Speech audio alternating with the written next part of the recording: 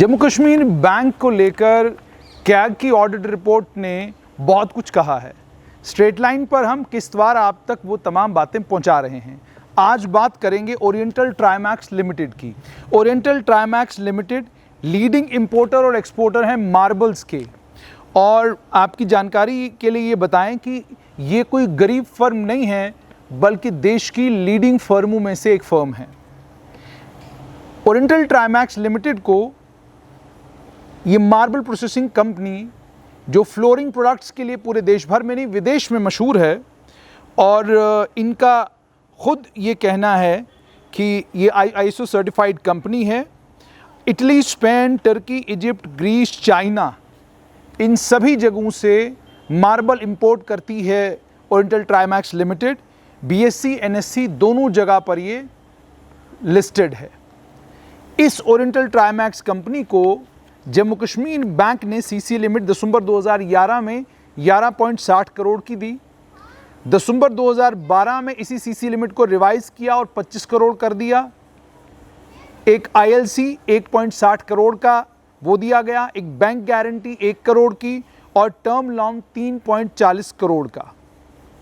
मार्च 2016 में जम्मू कश्मीर बैंक ने oriental Trimax limited को डिफॉल्टर करार दे दिया। कहा कि ओरिएंटल ट्राइमैक्स लिमिटेड किस्तें नहीं भर रही।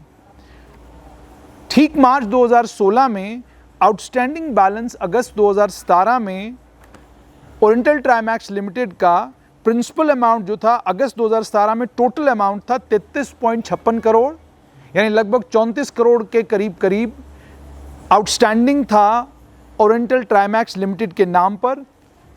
इसमें से NPA अमाउंट जो प्रिंसिपल अमाउंट है वो 27.22 करोड़ था और अनअप्लाइड इंटरेस्ट लगभग 6.34 करोड़ था। कंपनी बैंक के पास गई वन टाइम सेटलमेंट के लिए अगस्त 2017 में, और कंपनी ने कहा हम आपको 12 करोड़ देंगे। ध्यान से हर आम आदमी इस चीज को सुने कि जम्मू कश्मीर बैंक से देश की एक बड़ी प्रसिद्ध कंपनी 27.22 करोड़ प्रिंसिपल अमाउंट लेती है, 6.34 करोड़ उसके ऊपर इंटरेस्ट आता है। कंपनी बैंक के पास 12 करोड़ रुपया लेके जाती है, यानी 15 करोड़ का सीधा सीधा खसारा। कैग की ऑडिट रिपोर्ट ये कहती है कि मिनिमम रिकवरी जो जम्मू कश्मीर बैंक को करनी थी वो 75% प्रिंसिपल अमाउंट के था, यानी 75% कम से कम जम्मू कश्मीर बैंक को रिकवर करना था ओरिएंटल ट्राइमैक्स लिमिटेड से, यानी 20.41 करोड़ रुपया जम्मू कश्मीर बैंक को रिकवर करना था। लेकिन जम्मू कश्मीर बैंक के बोर्ड ऑफ डायरेक्टर्स ने ये वन टाइम सेटलमेंट स्कीम जो है इसे अप्रूव कर दिया, और बैंक ने ये कहा कि हम इनसे यही 12 करोड़ लेंगे क्योंकि जो सिक्योरिटी हमारे पास है वो 9.69 करोड़ की है। लेकिन जो प्लांट और मशीनरी जो ओरिएंटल ट्राइमैक्स लिमिटेड के को जिसको लोन दिया गया, जिस प्लांट और जिस मशीनरी को उस टाइम मॉर्टगेज किया गया था, उसकी कीमत 31 मार्च 2017 को 12.58 करोड़ के करीब थी। सेटलमेंट के वक्त जम्मू कश्मीर बैंक को याद ही नहीं रख रहा कि ये प्लांट और साथ में मशीनरी ये भी मॉर्टगेज का हिस्सा हैं। और उसके बाद कैग भी कहता है कि इवैल्यूएशन पॉलिसी के मुताबिक नहीं हुई। जून 2012 जनवरी 2013 के बीच में जब लोन दिया गया तो इस जो प्रॉपर्टी मॉर्टगेज करवाई थी ओरिएंटल ट्राइमैक्स लिमिटेड ने, उस प्रॉपर्टी की कीमत इवैल्यूएटर्स ने 42.55 करोड़ बताई। और लेकिन जनवरी 2017 में जब डिफॉल्टर हुई कंपनी तो उसी प्रॉपर्टी की कीमत आ गई 19.38 करोड़ रुपया, रुपीज 19.38 करोड़। यानी इवैल्यूएटर ने इवैल्यूएशन ठीक तरीके से क्यों नहीं की। आप और मैं जब बैंक के पास लोन लेने के लिए जाते हैं किसी भी प्रॉपर्टी के अगेंस्ट, जो मुझे थोड़ा सा समझ में आता है कि किस तरीके से कारोबार होता है। कारोबार यूं होता है कि आप जिस भी प्रॉपर्टी को मॉर्टगेज कराते हैं, और जो लेंडर होता है यानी जो आपको लोन देता है, वो आपकी प्रॉपर्टी की कीमत आंकता है कि जब अगर मान लीजिए 5 साल के बाद ये डिफ़ॉल्ट करेगा या 5 साल के बाद मुझे पैसे वापस नहीं देगा, मैं इसकी प्रॉपर्टी बेचूंगा और मैं इस सारे पैसे को रिकवर करूंगा। ये मुझे लगता है कानून होना चाहिए। इसी कानून के तहत जो है इवैल्यूएटर काम करते हैं। और कोई भी प्रॉपर्टी, मान लीजिए कचौनी चौक के बीच में एक दुकान है, उस दुकान का मालिक जब लोन लेने के लिए जाएगा, बैंक उसकी दुकान को जब मॉर्टगेज करेगा तो बैंक मालूम ये करेगा कि इस समय इस दुकान की कीमत क्या है, यहाँ पर ज़मीन की कीमत क्या है। अगर 5 साल के बाद ये आदमी डिफ़ॉल्ट करेगा तो हम इस दुकान को जब बेचेंगे तो क्या हमें ये पैसा हमारा रिकवर होगा इंटरेस्ट के समेत। कानून ये होना चाहिए। लेकिन जम्मू कश्मीर बैंक के बारे में मैं नहीं बल्कि कैग ये कह रहा है कि प्रिंसिपल अमाउंट 8.41 करोड़ रुपया जो है उसे सेक्रीफाइस किया गया। यानी प्रिंसिपल अमाउंट, टोटल अमाउंट जो जैसे मैंने आपको पहले ही बताया कि मिनिमम रिकवरी 20.41 करोड़ की करनी थी, रिकवरी की गई 12 करोड़, क्योंकि ओरिएंटल ट्राइमैक्स ने कहा जी हमारे पास 12 करोड़ है, आप ले लीजिए और ये हमारी वन टाइम सेटलमेंट कर दीजिए। क्या कोई स्कीम, इस तरह की कोई स्कीम आम आदमी के लिए भी है कि आम आदमी छोटा सा 5 लाख का एक लोन लेता है और जब उसके ऊपर मुसीबतें आती हैं, परेशानी आती हैं और उस लोन को भर नहीं पाता, चुका नहीं पाता, तो क्या बैंक 5 लाख रुपए के ऊपर इतनी बड़ी छूट उसे देगा?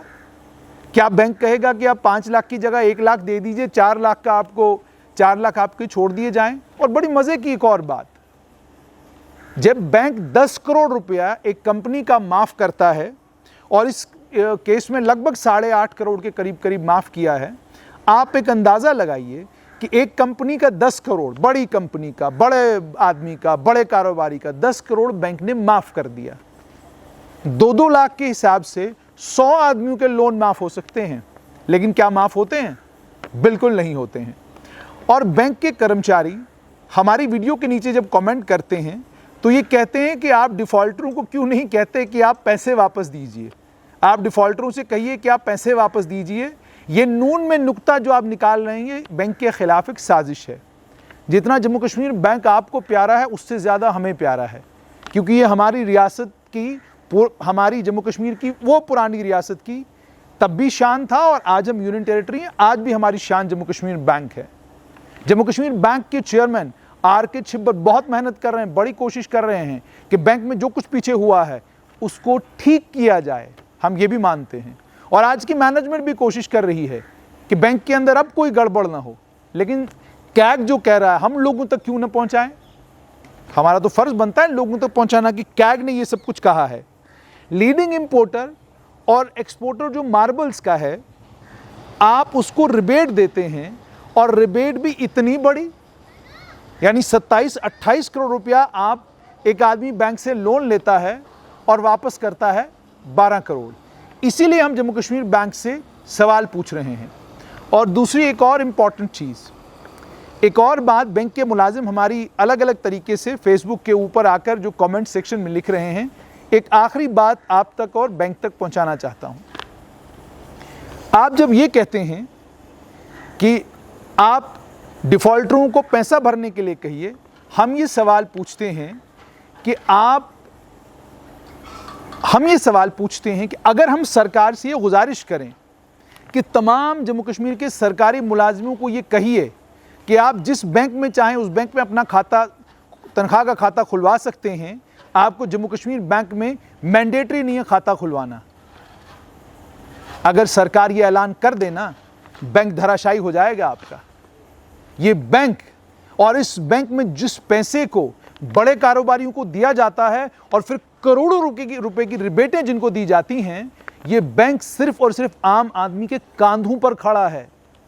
ये बैंक अगर खड़ा है तो आम उस मुलाजिम के कांधे पर खड़ा है जो इस मुलाजिम का तनख्वाह का खाता आपके बैंक में है। सबसे ज़्यादा लोन, छोटे छोटे लोन अगर कोई ले रहा है तो ये वही सरकारी मुलाजिम है। जिस सरकारी मुलाजिम की को लेकर बैंक बहुत क्यूरियस रहता है, जिसको चिट्ठियां निकालने के लिए और जिसको परेशान करने में बैंक कोई भी कसर बाकी नहीं रखता। और अगर बैंक के पीआर डिपार्टमेंट में और बैंक के मीडिया सेल में किसी भी व्यक्ति को ये लगता है कि मेरी इन बातों में सदाकत नहीं, एक हैंडआउट इशू करिए जिसमें आप इन तमाम बातों को डिनाई करें और आप ये कहें कि हम आम आदमी को परेशान नहीं। मैं आपको यकीन दिलाता हूं कि एक ही दिन में इतने लोग स्ट्रेट लाइन के ऊपर खड़े हो जाएंगे जो आपको अपनी आप बीती सुनाएंगे।